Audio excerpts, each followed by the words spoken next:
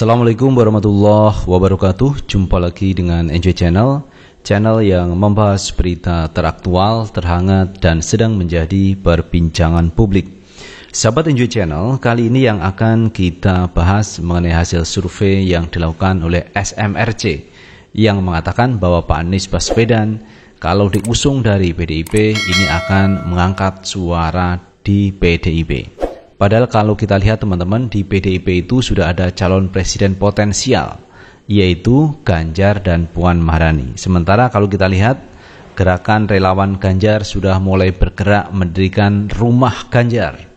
Ini menarik teman-teman. Padahal sekali lagi, PDIP itu belum mengeluarkan satu keputusan partai yang akan mengusung calon presiden. Tetapi relawan Ganjar ini sudah mendirikan tempat-tempat, yaitu tempat berkumpulnya relawan Ganjar untuk mengusung Ganjar di 2024. Padahal sekali lagi, mengusung calon presiden dari PDIP itu hak prerogatif dari Megawati sebagai ketua umum. Namun demikian, ini relawan Ganjar terus bergerak untuk mendukung Ganjar di Pilpres 2024. Padahal kalau kita lihat, Puan Maharani juga berkeinginan juga untuk menjadi calon presiden. Nah, sahabat Enjoy Channel, untuk lebih jelasnya coba kita lihat beritanya dari Kompas TV. Survei SMRC mengatakan elektabilitas PDIP akan naik kalau usung Anies di Pilpres 2024. Gubernur DKI Jakarta Anies Baswedan diprediksi bisa mendongkrak elektabilitas PDIP bila ia diusung menjadi capres oleh partai berlambang kepala banteng moncong putih itu di Pilpres 2024 mendatang. Hal itu berdasarkan hasil survei yang dilakukan Saiful Mujani Research and Consulting SMRC pada 5-13 Agustus 2022 yang lalu. Pendiri SMRC Saiful Mujani menjelaskan, PDIP akan mendapatkan keuntungan bila mengusung Anies di pesta demokrasi nanti, sebab kenaikan suara dari 28% menjadi 38%. Kalau masukkan Anies juga lumayan punya efek. Artinya apa? Anies juga punya kontribusi positif, kata Saiful yang dikutip dari kompas.com Kamis 29 September 2022. Sementara itu, sebanyak 37% responden tidak memilih PDIP jika mengusung Anies. Kemudian yang tidak menjawab dan tidak tahu sebesar 25%. Di sisi lain, elektabilitas PDIP juga diperkirakan akan mengalami kenaikan apabila mengusung Ketua Umum Partai Gerindra, Prabowo Subianto. Namun kenaikannya tidak setinggi bila mengusung Anies Baswedan. Jika mengusung Prabowo juga lumayan, 36% ujarnya. Sementara itu peningkatan tajam elektabilitas PDIP akan terjadi jika mengusung Gubernur Jawa Tengah Ganjar Pranowo sebagai capres. Hasil survei menunjukkan PDIP bisa melonjak jadi 43%. Yang bisa diharapkan untuk itu adalah 3 calon. Ini bisa Ganjar, Anies, atau Prabowo. Tapi kalau dilihat keinginannya adalah kader sendiri yang menjadi presiden dan juga memperkuat parpol, maka Ganjar adalah pilihan terbaik untuk PDIP, kata Saiful Mujani. Sebagai informasi, survei ini dilakukan dengan metode tatap muka.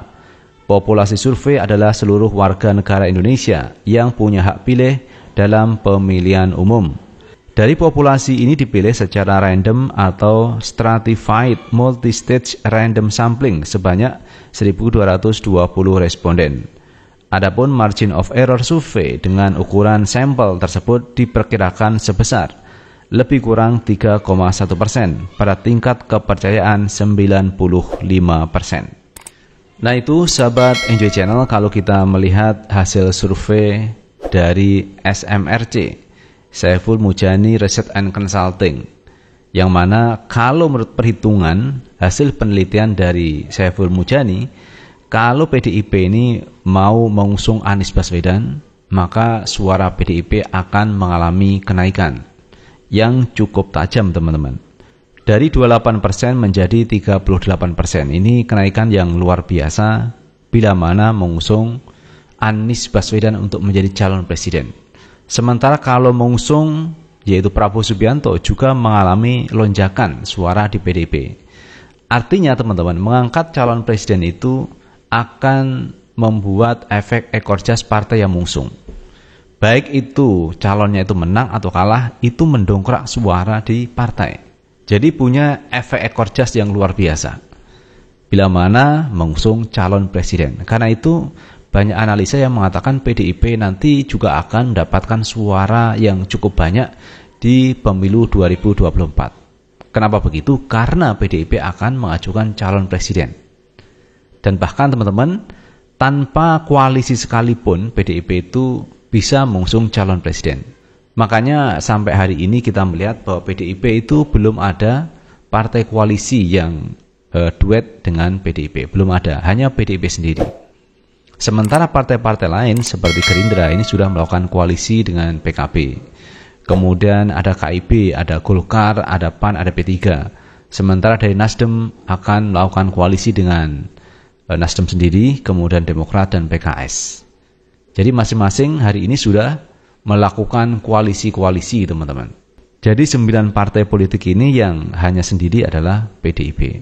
Sementara menurut Saiful Mujani, jika mengusung Anies, suaranya akan naik, Prabowo naik, Ganjar juga mengalami kenaikan. Pertanyaannya adalah, di PDIP itu kan ada calon kuat juga, yaitu Puan Maharani.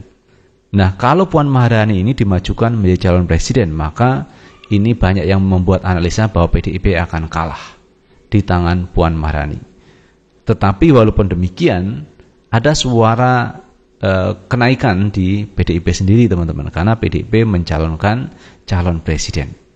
Maka dari itu hari ini Megawati mungkin berpikir-pikir apakah mengusung Ganjar ataukah mengusung anaknya sendiri, Puan Maharani.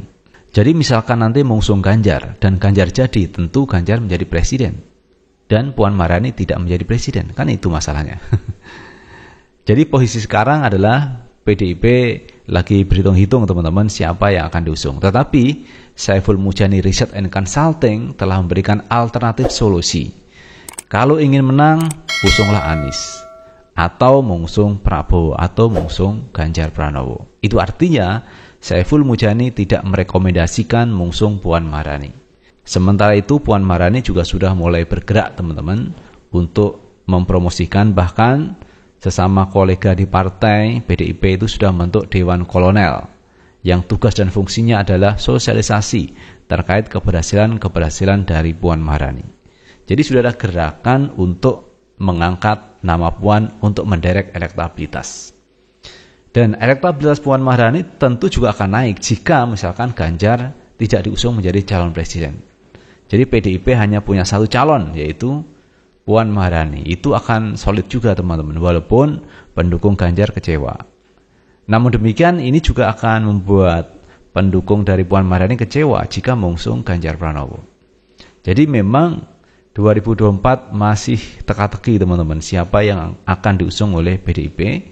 Sementara itu kalau kita melihat Anies Baswedan ini akan diusung dari Partai Nasdem, dari Demokrat dan PKS, yang informasinya akan dideklarasikan pada 10 November 2022 ini. Artinya Pak Anies sudah tidak menjabat sebagai Gubernur DKI Jakarta. Ini sesuatu yang menarik, apalagi nanti teman-teman duetnya itu dengan AHY. Karena AHY itu juga kuat, teman-teman, sebagai calon presiden unggulan. Sementara itu kalau kita melihat internal di Partai Demokrat, AHY itu diinginkan supaya maju menjadi calon presiden. Pertanyaannya adalah apakah partai lain mau untuk mengusung AHY, sementara AHY belum punya pengalaman di pemerintahan, belum pernah menjabat sebagai gubernur, kepala daerah, dari pendidikan di TNI, kemudian keluar, kemudian menjadi ketua umum di Partai Demokrat. Jadi belum pernah memimpin ke pemerintahan, masa mau diajukan menjadi calon presiden? Apa mau yang lain untuk mengusung AHY? Nah, yang idealnya adalah AHY belajar dulu menjadi calon wakil presiden, mendampingi Pak Anies Baswedan. Itu suaranya cukup baik, teman-teman. Bahkan kemarin ada lembaga survei yang mengatakan bahwa duet antara Anies AHY tanpa tanding. Artinya peluang menang cukup besar kalau mengusung Anies AHY di 2024. Bahkan kemarin ada dosen dari UI, Ade Armando, mengatakan Anies kalau diusung Partai Nasdem, PKS, Demokrat, ini berpeluang menang untuk menjadi presiden. Ini pernyataan dari Ade Armando yang dianggap berseberangan dengan Anies Baswedan. Itu sudah mengatakan bahwa kalau mengusung Anies di 2024 oleh PKS, Demokrat, dan Nasdem, maka itu akan menang dan menjadi presiden. Nah itu sahabat Enjoy Channel yang bisa kita bahas kali ini, dan terima kasih telah menonton video ini. Jangan lupa tetap like, subscribe, share, dan komen di channel ini agar kita bisa membangun channel ini menjadi lebih baik lagi. Sukses selalu. Assalamualaikum warahmatullahi wabarakatuh.